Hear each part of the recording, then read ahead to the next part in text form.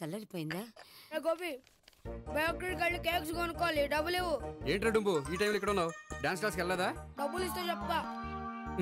ఈడొకడు. ఇదిగో నీకోసం పెట్టుకుని తిరుగుతున్నాను, తీసుకో. చెప్పు. ఈ రోజు మా టీచర్ ఇంట్లో పెళ్లి చూపులు, అందుకనే ఈ రోజు మాకు సెలవు. పెళ్లి చూపులా? ఓర్ నాయనోయ్. వీడి టీచర్ ఇంట్లో పెళ్లి చూపులైతే వాడు కంగారు పడి పారిపోతున్నాడేంటి? ఏదో ఉంది. చూడండి బావగారు, మా అబ్బాయికి మీ అమ్మాయి చాలా బాగా నచ్చిందండి.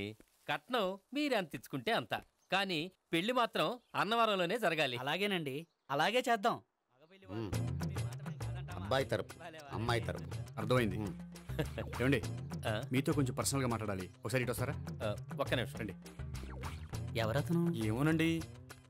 చెప్పండి, ఏంటి విషయం? ఆ అమ్మాయిని మీరు చూసారా? చూశాను, లక్షణంగా ఉంది. ఫిగర్ గుడ్డే, క్యారెక్టర్ బ్యాడ్. నిజమా? కోక్ మీద ఒట్టే చెప్తున్నాను. ఆ అమ్మాయికి ఆల్రెడీ 3 బాయ్ ఫ్రెండ్స్ ఉన్నారు. 3 అంటే 4 ఒకటి చచ్చిపోయాడు కదా. 4 కదా, వారానికి ఒకరు చొప్పున 4తో 4 వారాలు తిరుగుతుంటుంది. అలాగా? అలాగే చెప్తా. ఆయన వర్కౌట్ చేద్దాం పదా. పెళ్లి కొడుకు గురించి మీరు ఎంక్వైరీ చేశారా? చేసామండి. అబ్బాయి MA, MPhil, PhD కూడా. హెచ్ఐవి కూడా. హెచ్ఐవి అంటే ఎయిడ్స్ కదండి? అక్షరాలా అదే. పెళ్లి కొడుకు ఎయిడ్సా? మాకు తెలిసి ఉంది. అవునో కదా, మీరే పెళ్లి కొడుకుని అనుకోండి. అయితే ఖచ్చితంగా కనుక్కుంటాం. సాక్షాత్ బ్రహ్మదేవుడి దిగి వచ్చిన ఈ పెళ్లి జరగదు. అవును.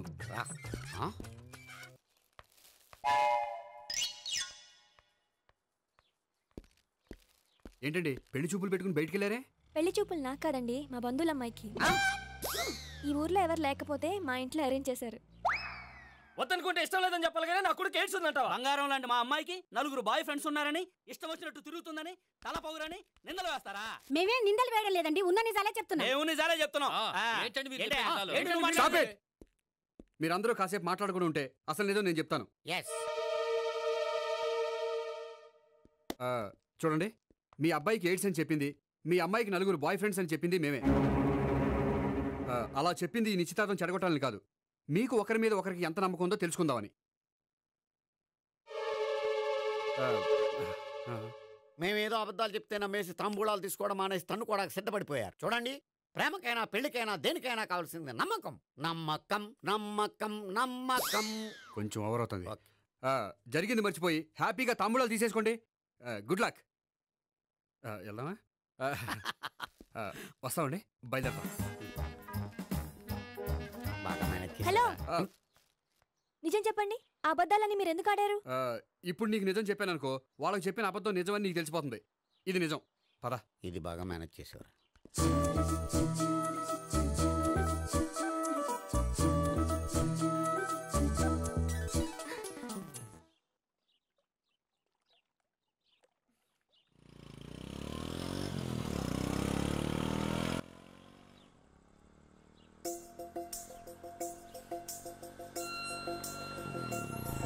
హాయ్.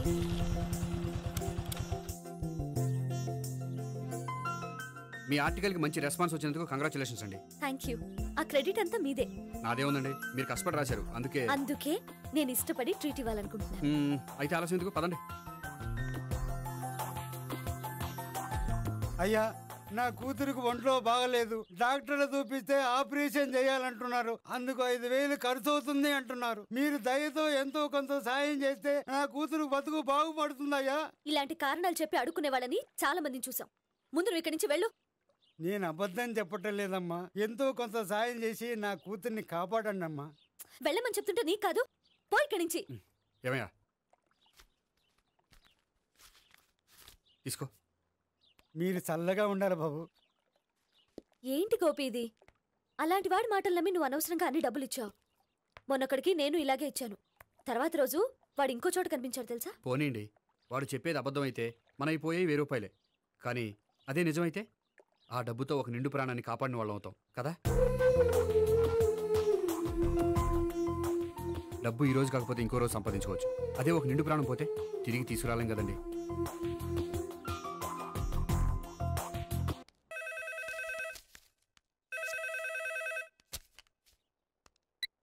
హలో. హాయ్ గోపి, నేను నేహాన్ మాట్లాడుతున్నాను. Hi Neha, how are you? చెప్పు, ఏంటి విషయం? నీతో విషయం అర్జెంటుగా మాట్లాడాలి. సాయంత్రం 4 గంటలకి నన్ను కలుసుకోగలవా? ఓఎస్, తప్పకుండా. Okay, thank you, bye. Okay, bye.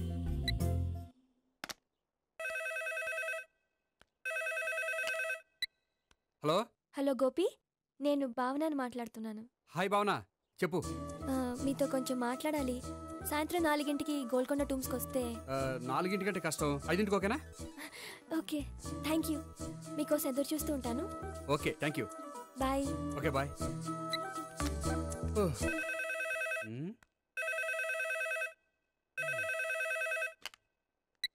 Hello. Hello, నేను సావిత్రిని మాట్లాడుతున్నాను. సావిత్రి, చెప్పు, ఏంటి విషయం? నీతో ఒక ముఖ్యమైన విషయం చెప్పాలి. సాయంత్రం 4ంటికి మనం కలుద్దామా? 4ంటికి? సరే, పోనీ 5ంటికి? 5ంటికి కూడా. పోనీ 6ంటికి? ఓకే, 6ంటికి వస్తాలే. Okay, thanks. బాయ్. బాయ్. ముగ్గురు ఒకే రోజు మాట్లాడాల్సిన విషయం ఏముంటుంది? సరే, చూద్దాం.